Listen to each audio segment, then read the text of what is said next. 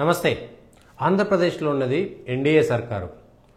తిరుపతిలో జరిగినటువంటి గొడవ తర్వాత, లడ్డూకు సంబంధించినటువంటి అంశం తర్వాత పవన్ కళ్యాణ్ చాలా స్పష్టంగా సనాతన రక్షణ బోర్డు ఒకటి ఏర్పాటు చేయాలని, హిందువులపైన దాడులు తగ్గాలని, కావాలని మైనార్టీలను బుజ్జగించేటువంటి రాజకీయాలకు దూరంగా ఉండాలని, హిందువుల యొక్క సెంటిమెంట్స్ను కూడా గౌరవించాలని, ఇట్లా అనేక రకాలైనటువంటి ఉపన్యాసాలు చేశారు. ఎన్డీఏలో భాగస్వామ్యపక్షంగా భారతీయ జనతా పార్టీ, దేశవ్యాప్తంగా బీజేపీ పెద్దగా ఉండవచ్చు, కానీ ఆంధ్రప్రదేశ్కి వచ్చేసరికి బీజేపీ మూడో పార్టీగా ఉన్నది.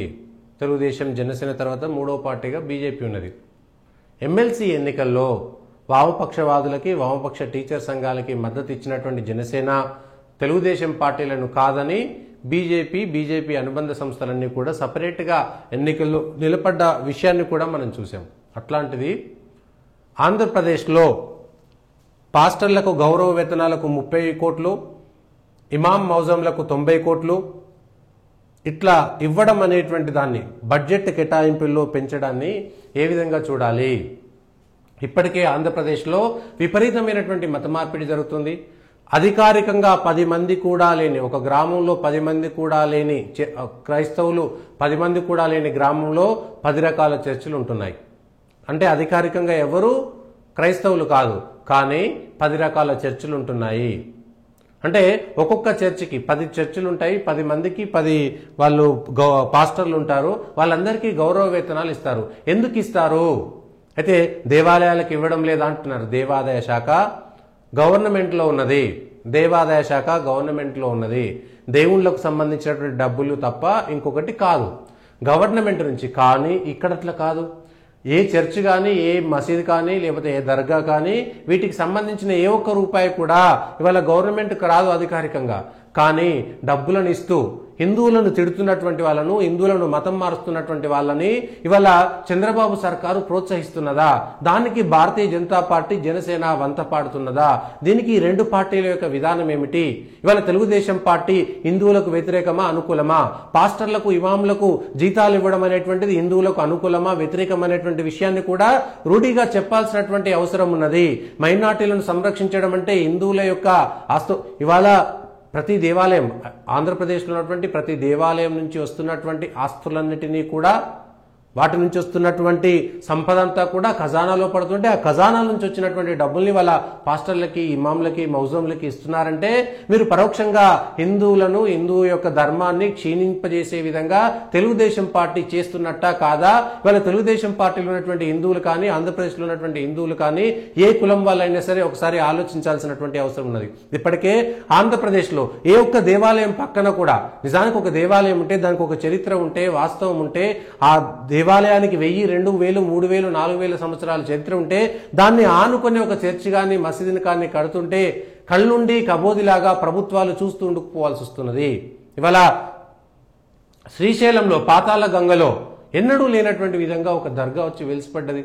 శ్రీశైలంలో ఇవాళ అక్కడ ఉన్నటువంటి లడ్డూ సంబంధించినటువంటి కాంట్రాక్ట్ కానీ, లేదంటే అక్కడ షాపులు పెడుతున్నటువంటి వాళ్ళు, ఆ దేవుడి మీద గౌరవం లేనటువంటి వాళ్ళు ఇష్టానుసారంగా వ్యవహారం చేస్తుంటే, ప్రభుత్వాలు నిమ్మకు నీరెత్తినట్టుగా వ్యవహారం చేస్తుంటే, అక్కడ ప్రభుత్వంలో భాగస్వామ్యంగా ఉన్నటువంటి సనాతన ధర్మరక్షణ బోర్డు కోసమే ఇవాళ దేశవ్యాప్తంగా మాట్లాడుతున్నటువంటి పవన్ కళ్యాణ్ గారు ఈ విషయంపైన స్పష్టంగా చెప్పాలి. ఖజానా నుంచి మౌజంలకి, పాస్టర్లకి ఏ విధంగా డబ్బులు ఇస్తారు? ఇది సెక్యులరిజం కిందికి వస్తుందా? ఇది రాజ్యాంగబద్ధమైనటువంటిదేనా? మరి అట్లయితే వాళ్లకు గౌరవ వేతనాలు మీరు ఇవ్వదలుచుకుంటే, ఇవాళ చర్చిలని, మసీదులని, దర్గాలని, ఇతర ఏవైతే మైనార్టీలకు సంబంధించినటువంటి వాళ్ళకు సంబంధించిన ఆ దేవాలయాలు కానీ, వాళ్ళకు సంబంధించినటువంటి ఏ ప్రార్థనా స్థలాలైనా సరే గవర్నమెంట్లో కలపండి. దేవాదాయ శాఖ ద్వారా ఎట్లయితే తీసుకొస్తున్నారో, ఇవాళ వక్ఫ్ బోర్డుకి ప్రత్యేకమైనటువంటి చట్టాలు తీసుకొస్తుంటే వ్యతిరేకిస్తున్నటువంటి చంద్రబాబు నాయుడు, తెలుగుదేశం పార్టీ వక్ఫ్ బోర్డు సవరణ బిల్లును వ్యతిరేకిస్తామనేటువంటి మాట చెప్పినటువంటి వాళ్ళు ఇవాళ దేవాదాయ భూముల పరిరక్షణకు మాత్రం ఎందుకు కంకణం కట్టుకోలేదు?